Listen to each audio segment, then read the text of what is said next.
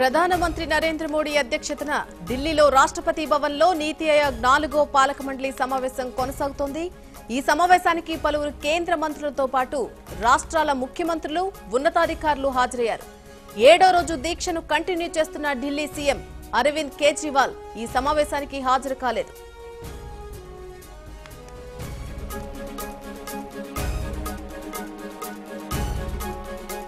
మధ్యాహ్నం 2:30 ఎజెండాలోని అంశాలపై పాలక మండలి చర్చించనుంది.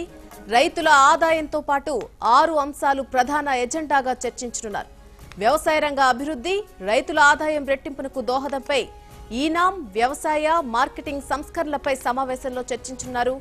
గాంధీ 150వ జయంతి వేడుకలకు సంబంధించిన సలహాలు, సూచనలపై కూడా చర్చించబోతున్నారు. మోడీ ప్రసంగం తర్వాత సాయంత్రం 4 గంటలకు నీతి ఆయోగ్ పాలక మండలి సమావేశం ముగియనుంది.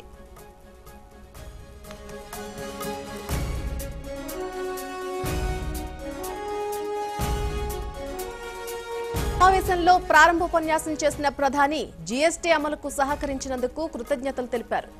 జీఎస్టీ అమలులో రాష్ట్రాల పాత్ర అమోఘమన్న మోడీ పోటీతత్వంలో కూడిన సమాఖ్య స్ఫూర్తి అభివృద్ధికి మూలమని చెప్పారు.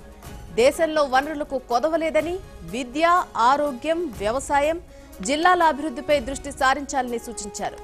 జన్ధన్ యోజన, ముద్రా బ్యాంకు, రుణాల పథకాలు దేశ ఆర్థిక వ్యవస్థను పటిష్టపరిచాయని అన్నారు ప్రధాని మోడీ.